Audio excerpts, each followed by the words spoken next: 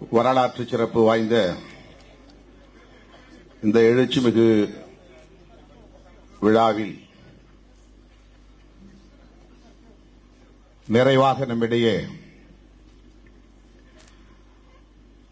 சிறப்புரை வழங்கி நமக்கு பெருமை சேர்த்திருக்கிற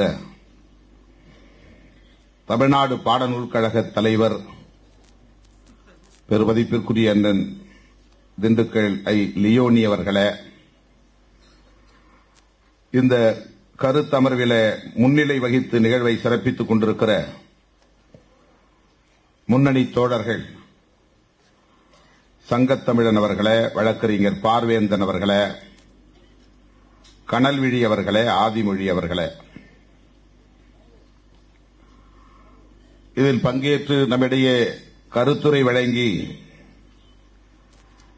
இந்நிகழ்வை சிறப்பித்திருக்கிற பேராசிரியர் பர்வீன் சுல்தானா அவர்களே, தமிழ்கேள்வி செந்தில்வேல் அவர்களே,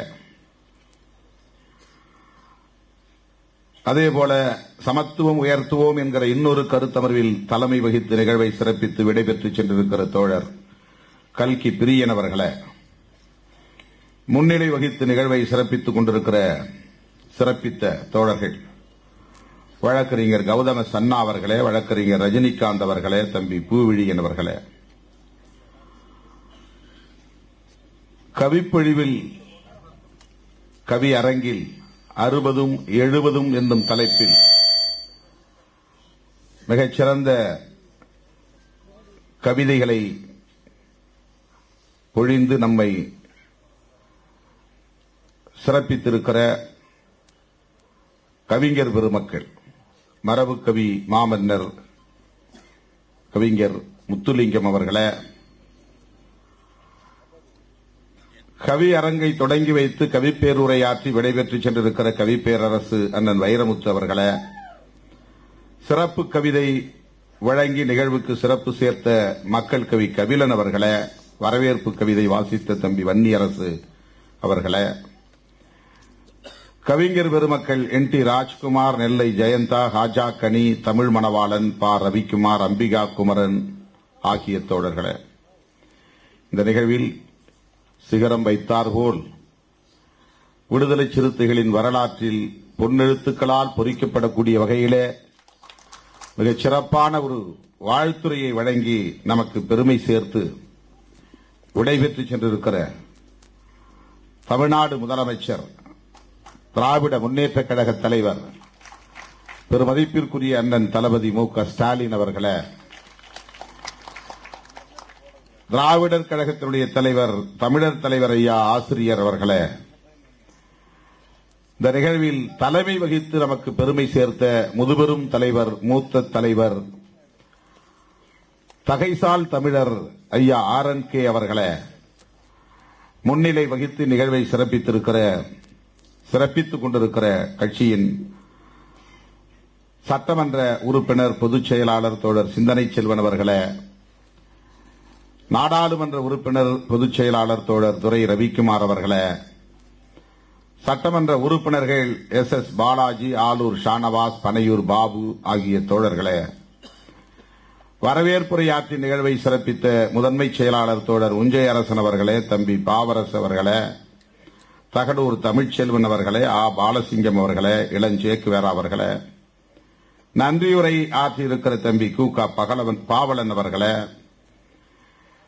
இந்த நிகழ்ச்சி வெற்றிகரமாக ஒருங்கிணைத்திருக்கிற மைய ஒருங்கிணைப்பு குழுவை சார்ந்த தமிழணியன், அப்துல் ரகுமான், வனச்செழியன், அரங்க தமிழ்மொழி, முபாரக், விக்ரமன், யாழினி, கரண் ஷர்மலி, வீர ராஜேந்திரன், சஜன்பராஜ், எழிலிமையன், அகரன், கவினி, வெளிச்சம் பிரவீன், தயா, நெப்போலியன், வெண்ணிலவன் ஆகிய தம்பிகளே, சென்னை மாவட்ட செயலாளர்கள் செல்லதுரை, இரா செல்வம், அம்பேத் வலவன், இரா அன்புச்செழியன், ரவிசங்கர், வி.கோ. ஆதவன் ஆகிய தோழர்களே, வரவேற்பு குழுவை சார்ந்த தமிழேந்தி, மல்லிகை அரசி, அம்பேத் அரசு, தமிழ்கதிர், தாமியா Jayavelu, Viduthalai, Tamilmaran, Thanga Thamaraivannan, Muthamizh Pandi, Sivaraj, Magizhvarasu, Yazhpanan, Neethivallal, live Kumar, live Karthik, live Easter Raj, Kirubanidhi, Jegan, ambulance Mani உள்ளிட்ட முன்னணி பொறுப்பாளர்களே, இந்த நிகழ்வில் பங்கேற்று இதனை சிறப்பித்துக் கொண்டிருக்கிற கட்சியின் மாநில பொறுப்பாளர்களே, மாவட்ட நிர்வாகிகளே, ஒன்றிய நகர பேரூர் பொறுப்பாளர்களே, இந்த நள்ளிரவு வேளையிலும் விடிய இன்னும் சில மணிகளே இருக்கின்றன என்கிற நிலையில் கண்விழித்து இந்த நிகழ்வை சிறப்பித்துக் கொண்டிருக்கிற அரங்கிலும் அரங்கிற்கு வெளியிலும் பல்லாயிரக்கணக்கில் திரண்டிருக்கிற சமூக ஊடகங்களின் வாயிலாக இந்நிகழ்வை கண்டுகொண்டிருக்கிற என் உயிரின் உயிரான விடுதலை சிறுத்தைகளே, உங்கள் அனைவருக்கும் என்னுடைய பணிவார்ந்த வணக்கத்தை தெரிவித்துக் கொள்கிறேன்.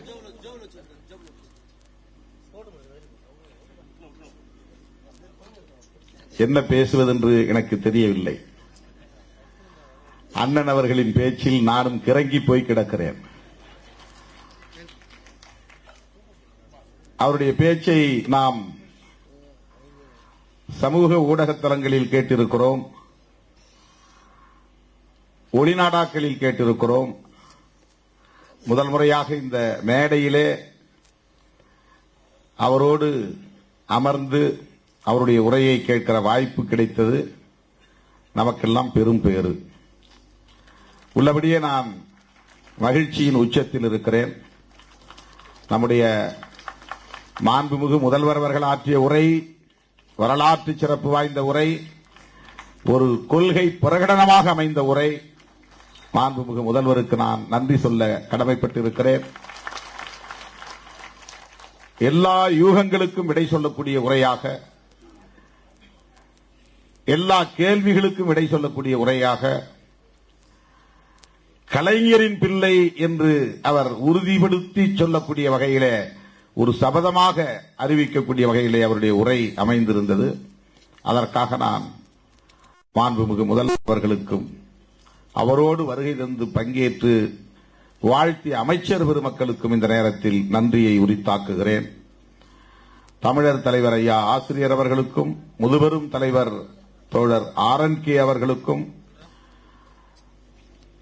என்னுடைய மனம் நிறைந்த நன்றியை உரித்தாக்குகிறேன்.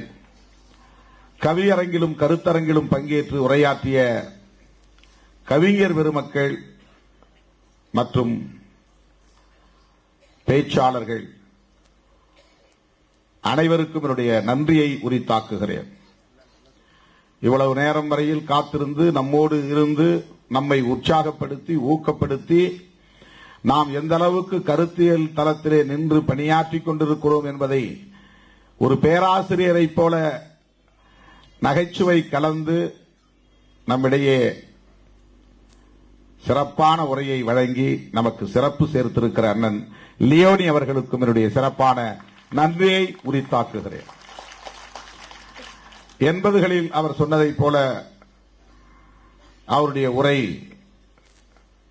ஒளிநாடாக்களில் பல்லாயிரக்கணக்கிலே விற்பனையாகும்.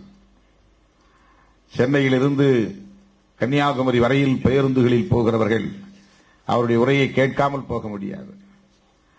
சென்னையிலிருந்து இந்த புறம் கோவைக்கு பயணம் செய்யக்கூடியவர்கள், கோவையிலிருந்து சென்னைக்கு பயணம் செய்யக்கூடியவர்கள் அவருடைய உரையை ஒளிபரப்பாத பேருந்துகளே இல்லை, கேட்காமல் இருக்க முடியாது. நான் இப்போது எண்ணி பார்க்கிறேன். எந்த கடையில் போய் நிறுத்தினாலும் அங்க திண்டுக்கல் லியோனி பேச்சு, விதவிதமான கேசட்டுகள். எந்த பேருந்திலே ஏறினாலும் அவருடைய பேச்சு. 80களில் 90களில்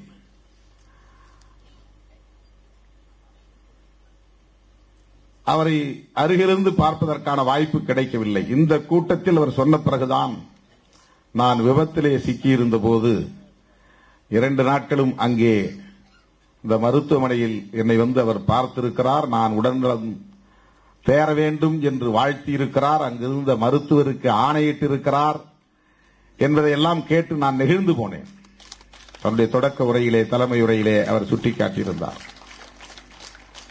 அவர் பேச்சுக்கு மயங்காதவர்கள் யாருமே இல்லை, கலைஞர் உட்பட. எப்படி இந்த அவையில் எதை சொல்லி இவர் தொடங்கப் போகிறார் என்று நாம் யோசித்துக் கொண்டிருக்கிற போதே ஒட்டுமொத்த அவையையும் அப்படியே உசுப்புகிறார்.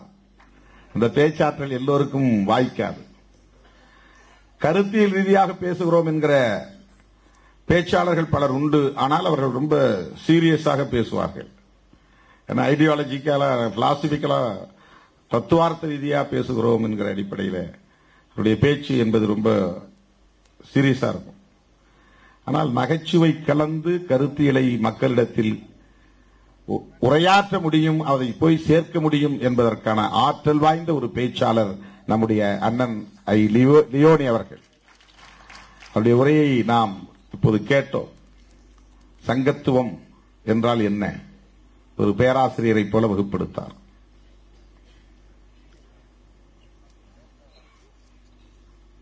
இந்துத்துவம் இந்துத்துவம் என்று அவர்கள் உயர்த்தி பிடிக்கக்கூடிய ஒரு கருத்தியலைத்தான் நாம் சங் பரிவார்களின் கருத்தியல் என்கிற பொருளில் சனாதன சங்கத்துவம் என்று சொல்லுகிறோம். சங்கம் என்கிற சொல் தமிழ் சொல் இல்லை. ஆனால் தமிழ்ச்சங்கம் இருந்தது. முதற் சங்கம், இடைச்சங்கம், கடைச்சங்கம் என்றெல்லாம் 3 தமிழ்ச்சங்கங்கள் இருந்ததாக நாம் அறிய வருகிறோம். அதன் பின்னர் அண்மை காலத்திலே 4ஆம் சங்கமும் மதுரையிலே உருவானது என்று வரலாற்று குறிப்புகளில் நாம் பார்க்கிறோம். தமிழ்ச்சங்கம் இருந்தது. அதை போல சங்கம் என்றால் உலக அளவிலே பௌத்த சங்கத்தை குறிக்கும். சங்கம் சரணம் கச்சாமி என்றே அந்த முழக்கத்தில் எடுத்தெடுப்பிலேயே சொல்லக்கூடிய அந்த பிரேயர், புத்தம் சரணம் கச்சாமி, சங்கம் சரணம் கச்சாமி, தம்மம் சரணம் கச்சாமி, சங்கம் சரணம் கச்சாமி என்று வரும். புத்தம் என்றால் புத்தி, தம்மம் என்றால் அறம், சங்கம் என்றால் அமைப்பு. அறிவே உன்னை வணங்குகிறேன், அறமே உன்னை வணங்குகிறேன், அமைப்பே உன்னை வணங்குகிறேன். அதுதான் புத்தம் சரணம், தம்மம் சரணம், சங்கம் சரணம். பௌத்த சங்கத்தை குறிக்கும். இன்றைக்கு சங்கம் என்று சொன்னால், சங் என்று சொன்னால், சங்கி என்று சொன்னால் RSS குறிக்கும். சங் பரிவார் என்றால், பரிவார் என்றால் குடும்பம் என்று பொருள். சண்டையில் கூட கிராமத்தில் உன் படை பரிவாரத்தை கொண்டு வாடாமா, என்ன படை பரிவாரத்தை கொண்டு வா. படை பரிவாரம்னா குடும்ப அமைப்புகள், உற்றார் உறவினர்கள். சங் பரிவார் என்றால் RSS குடும்பத்தை சார்ந்த அமைப்புகள். அவர்கள் பேசுகிற கருத்தியல் அவர்கள் இந்துத்துவம் என்று அடையாளப்படுத்துகிறார்கள். இந்துத்துவம் என்று அடையாளப்படுத்துகிற போது ஒட்டுமொத்த இந்துக்களின் கருத்தியலாக அது பார்க்கப்படுகிறது. சங் பரிவார் பேசுகிற அரசியல் சங் பரிவார்களுக்கான அரசியல், ஒட்டுமொத்த இந்துக்களுக்கான அரசியல் என்று சொல்ல முடியாது. இடதுசாரி கட்சிகளிலும் இந்துக்கள் உண்டு, திமுகவிலே இந்துக்கள் உண்டு, அதிமுகவிலே இந்துக்கள் உண்டு, விடுதலை சிறுத்தைகள் கட்சியிலே இந்துக்கள் உண்டு, கட்சி சாராத இந்துக்கள் உண்டு, பிஜேபியில் இல்லாத இந்துக்கள் உண்டு, RSS எதிர்க்கிற இந்துக்கள் உண்டு. ஆனால் அவர்கள் ஒட்டுமொத்தமாக இந்தியாவில் இருக்கிற 80 விழுக்காடு இந்துக்களுக்கும் தாங்கள்தான் பாதுகாவலர்கள் என்பதை போன்ற ஒரு தோற்றத்தை ஏற்படுத்துகிறார்கள். ஆகவே இந்துத்துவத்தை எதிர்க்கிறோம் என்று சொன்னால் ஒட்டுமொத்த இந்துக்களை எதிர்க்கிறோம் என்று திரிபுவாதம் செய்கிறார்கள். நாம் எதிர்ப்பது இந்துக்களின் தத்துவத்தை அல்ல, சங் பரிவார்களின் தத்துவத்தை. நாம் எதிர்ப்பது இந்துக்களை அல்ல, சங் பரிவார்களை. எனவே அவர்களின் கருத்தியலை ஏன் சங்கத்துவம் என்று சொல்லக்கூடாது, சனாதன சங்கத்துவம் என்று கூட நாம் இணைத்து சொல்லலாம் என்கிற அடிப்படையில் தான் சமத்துவம் உயர்த்துவோம், சனாதன சங்கத்துவத்தை வீழ்த்துவோம் இந்த முழக்கத்தை நாம் முன்வைத்திருக்கிறோம். சனாதனம் என்கிற சொல்லுக்கும் நாம் பொருளை புரிந்து கொண்டால்தான் அதை ஏன் எதிர்க்க வேண்டும் என்கிற உணர்வையும் நாம் பெற முடியும். நான் ஏறத்தாழ 8-10 ஆண்டுகளாக தொடர்ந்து RSS உள்ளிட்ட சங் பரிவார்களின் அரசியலை வாய்ப்பு கிடைக்கிற இடங்களிலெல்லாம் பேசி வருகிறேன். மோடி பிரதமர் வேட்பாளராக அறிவிக்கப்பட்ட நாளில் இருந்து நாம் எதிர்கொள்ளவிருக்கிற ஆபத்து குறித்து எச்சரிக்கை செய்து வருகிறேன். இவர்கள் ஆட்சிக்கு வந்தால் என்ன நிகழும் என்பதை பற்றி நான் சுட்டிக்காட்டி வந்திருக்கிறேன். 2 நாட்களுக்கு முன்பு பூனைக்குட்டி வெளியே வந்து விட்டது என்று பெரியார் சொல்லுவார். அதை போல அவர்களின் அரசியல் அம்பலத்திற்கு வந்து விட்டது. அவர்களே வெளிப்படையாக இன்றைக்கு அறிவித்து விட்டார்கள். இதைத்தான் நான் 8 ஆண்டுகளாக பேசிக் கொண்டிருக்கிறேன். பிஜேபியின் உண்மையான எதிரி காங்கிரஸ் என்று நாம் எண்ணிக்கொண்டிருப்போம். உண்மையிலேயே காங்கிரஸ் அல்ல. பிஜேபியின் உண்மையான எதிரி இடதுசாரிகள் என்று கூட நாம் நினைப்போம். உண்மையிலேயே இடதுசாரிகள் அல்ல. பிஜேபியின் எதிரி தமிழ்நாட்டை பொறுத்தவரையில் திமுக என்று கூட கருதலாம். உண்மையிலேயே திமுக அல்ல. பிஜேபியின் எதிரி விடுதலை சிறுத்தைகள் என்று கூட சொல்ல முடியாது. பிஜேபியின் உண்மையான எதிரி அரசியலமைப்பு சட்டம்தான். இதைத்தான் நான் திரும்ப திரும்ப சொல்லி வருகிறேன். பிஜேபியின் உண்மையான எதிரி புரட்சியாளர் அம்பேத்கர் அவர்களும் அவர் வகுத்தளித்த அரசியலமைப்பு சட்டமும் தான். அதை அவர்கள் வெளிப்படையாக பேச மாட்டார்கள், வெளிப்படையாக எதிர்க்க மாட்டார்கள், வெளிப்படையாக விமர்சிக்க மாட்டார்கள். ஏனென்றால் அம்பேத்கர் 30 கோடி மக்களின் குலதெய்வமாக இருக்கிறார். அம்பேத்கரை அவர்களால் பகைத்துக் கொள்ள முடியாது. அரசியலமைப்பு சட்டத்தையும் அவர்களால் வெளிப்படையாக எதிர்க்க முடியாது. எதிர்த்தால் அவர்கள் அரசியல் களத்தில் நிற்க அருகதையற்றவர்களாகி விடுவார்கள். வெகு மக்களால் புறந்தள்ளப்பட்டு விடுவார்கள். ஆகவே மிகவும் ஆபத்தான ஒரு அரசியல் அம்பேத்கரை எதிர்ப்பது, அரசியலமைப்பு சட்டத்தை எதிர்ப்பது. எனவே அவர்கள் அம்பேத்கரை விழுங்க பார்க்கிறார்கள், உள்வாங்க பார்க்கிறார்கள். அவர் இந்துத்துவ தலைவர் என்று திரிபுவாதம் செய்கிறார்கள். அரசியலமைப்பு சட்டத்தை தொட்டு வணங்குகிறார்கள். இந்த இரண்டுமே நாடக அரசியல், நடிப்பு அரசியல். அது உண்மை அல்ல. வாஜ்பாய் பிரதமரான உடனேயே ஒன்றை செய்தார். அரசமைப்பு சட்டத்தை மாற்றப் போகிறோம், அதற்காக ஆய்வுக்குழு ஒன்றை அமைக்கிறோம். வெங்கடாச்சலையா என்பவர் தலைமையிலே ஒரு ஆய்வுக்குழுவை அமைத்தது பிஜேபி அரசு, வாஜ்பாய் அரசு. அப்போது நல் வாய்ப்பாக KR நாராயணன் குடியரசுத் தலைவராக இருந்தார். ஒரு மிகச்சிறந்த அம்பேத்கரிய சிந்தனையாளர், சமத்துவ சிந்தனையாளர் KR நாராயணன், துணிச்சல் மிகுந்த ஒருவர் குடியரசுத் தலைவராக இருந்தார். எனவே வெங்கடாச்சலையா பரிந்துரையை அவர் தூக்கி குப்பை தொட்டிலே போட்டார். கான்ஸ்டிடியூஷன்ல நீங்க கை வைக்க வரீங்களா? அவர்கள் இந்த அரசியலமைப்பு சட்டத்தை மாற்றினால்தான் அவர்கள் விரும்புகிற அவர்களின் கனவு தேசத்தை உருவாக்க முடியும். அவர்கள் விரும்புகிற அவர்களின் கனவு தேசம் இந்து ராஷ்டிரம் என்பதுதான், மதவழி தேசியம் என்பதுதான். அதற்கு தடையாக இருப்பது காங்கிரசோ கம்யூனிஸ்டுகளோ கூட அல்ல. எதிர்க்கிறார்கள், அது வேறு. எதிர்கட்சி எதிர்கட்சி இது வேறு. தடையாக இருப்பது, சட்டப்பூர்வமான தடையாக இருப்பது கான்ஸ்டிடியூஷன், இந்திய அரசமைப்பு சட்டம் தான். அதை தூக்கி எறிஞ்சிட்டாக்க அவங்களுக்கு பிரச்சனை இல்லை. இன்றைக்கு வெளிப்படையாக அறிவித்திருக்கிறார்கள் தோழர்களே. அதை படித்த நாளிலிருந்து என்ன செய்வதென்று தெரியாமல் நான் உள்ளபடியே கை பிசைந்து நிற்கிறேன். எப்படி இதை தடுக்கப் போகிறோம்? இதை தடுத்தாக வேண்டுமே. அதனால்தான் வாழ்த்தரங்கத்தில் நம்முடைய முதல்வர் அவர்களை வைத்துக் கொண்டு நான் இந்த வேண்டுகோளை வைத்தேன். நீங்கள் தமிழ்நாட்டுக்கு மட்டும் தலைவராக இருந்தால் போதாது, தேசிய அளவில் அனைத்து மாநிலங்களுக்கும் பயணம் செய்து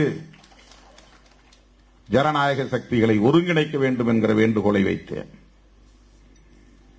மிகப்பெரிய ஆபத்து சூழ்ந்திருக்கிறது. அந்த அமைப்பு என்ன சொல்லியிருக்கிறார்கள் என்றால், ஒரு 32 பக்க அறிக்கையை வெளியிட்டிருக்கிறார்கள். அந்த 32 பக்க அறிக்கையில் அவர்கள் சொல்லியிருக்கக்கூடிய முக்கியமான கருத்துக்கள் நான் தொடக்க உரையிலே வாழ்த்தரங்கத்திலேயே குறிப்பிட்டு சொன்னேன்.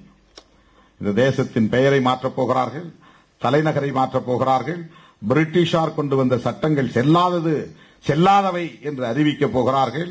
இவர்கள் உருவாக்கக்கூடிய ஆட்சி நிர்வாகம் என்பது ராமராஜ்யமாக இருக்கும். அது வர்ணாசிரம தர்மத்தை அடிப்படையாக கொண்டதாக இருக்கும்.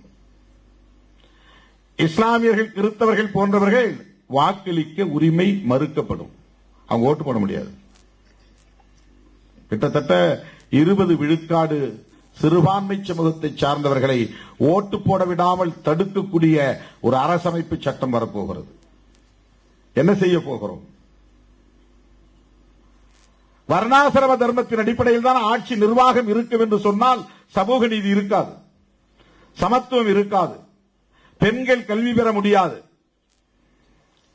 தீண்டாமை நீடிக்கும், மேல் சாதி கீழ் சாதி தொடரும்.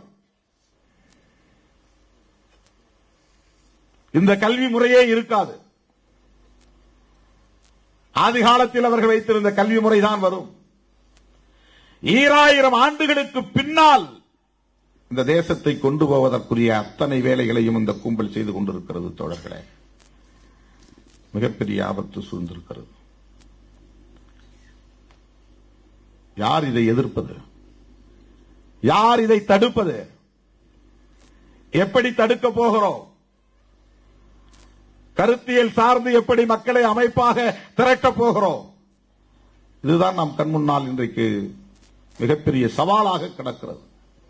நாம் ஒரு சிறிய அமைப்பு, ஒரு மாநிலத்தில் உள்ள அமைப்பு, நாம் என்ன செய்துவிட முடியும் என்று நாம் சோர்ந்து விடக்கூடாது. ஒரு அமைப்பு என்பதையும் தாண்டி ஒரு தனி நபராக இருந்து 2000 ஆண்டுகால அடிமைத்தனத்தை சிதைத்தக்கூடிய பெரிய ஆளுமையாக விளங்கியவர் புரட்சியாளர் அம்பேத்கர் அவர்கள். யோசித்து பாருங்கள். அண்ணன் பிரபாகரன் அவர்களைப் போல அவர் படை கட்டவில்லை, பயிற்சி அளிக்கவில்லை, ஆயுதம் தாங்கிய ஒரு யுத்தத்தை அவர் கையில் எடுக்கவில்லை. ஆனால் பல 1000 ஆண்டுகளாக இறுகி கிடக்கிற, கெட்டித்தட்டி போய் கிடக்கிற ஒரு சமூக அமைப்பை இன்றைக்கு சிதைத்துக் கொண்டிருக்கிறது புரட்சியாளர் அம்பேத்கரின் அறிவாயுதம். அவர் உருவாக்கிய அரசமைப்பு சட்டம். படை இல்லை, பயிற்சி இல்லை, ஆயுதம் இல்லை, யுத்தம் இல்லை. ஆனால் ஆயிரக்கணக்கான தலைமுறைகளாக இங்கே இறுகி கிடக்கக்கூடிய சாதியத்தை அது வேறறுத்துக் கொண்டிருக்கிறது. சமூக நீதியின் ஊடாக இந்திய அரசமைப்பு சட்டம் லிபர்ட்டி, ஈக்குவாலிட்டி அண்ட் ஃப்ரெட்டர்னிட்டி என்று சொல்லக்கூடிய அந்த 3 சொற்கள், ஜஸ்டிஸ் என்பதை சேர்த்தால் அந்த 4 சொற்கள், அதுதான் இன்றைக்கு மிகப்பெரிய மாற்றத்தை இந்த சமூகத்தில் ஏற்படுத்திக் கொண்டிருக்கிறது. இந்திய அரசமைப்பு சட்டத்தை தூக்கி எறிவதுதான் அவர்களின் முதல் செயல் திட்டம். அவர்களின் அஜெண்டா என்பதே இந்திய அரசமைப்பு சட்டத்தை தூக்கி எறிவதுதான். இன்னைக்கு 75வது ஆண்டு பிறந்து சுதந்திர தினத்தை கொண்டாடினோம். இந்த கொடியை நம்ம மதிக்கிறதா, மதிக்க வேண்டாமா? தோழர்கள் பல பேர் அதை விவாதத்திற்கு உள்ளாக்கினார்கள். அந்த கொடியை இன்னைக்கு பறிபோக போகுது. அவர்களின் டிராப்ட் கான்ஸ்டிடியூஷனில் என்ன சொல்லியிருக்கிறார்கள் என்றால், இந்தியாவின் தேசிய கொடி காவி கொடிதான். என்ன பண்ண முடியும்? அவன் மீண்டும் ஆட்சிக்கு வந்தால், பாரதிய ஜனதா மீண்டும் ஆட்சிக்கு வருவதை எப்பாடுபட்டாவது தடுத்தே ஆக வேண்டும்.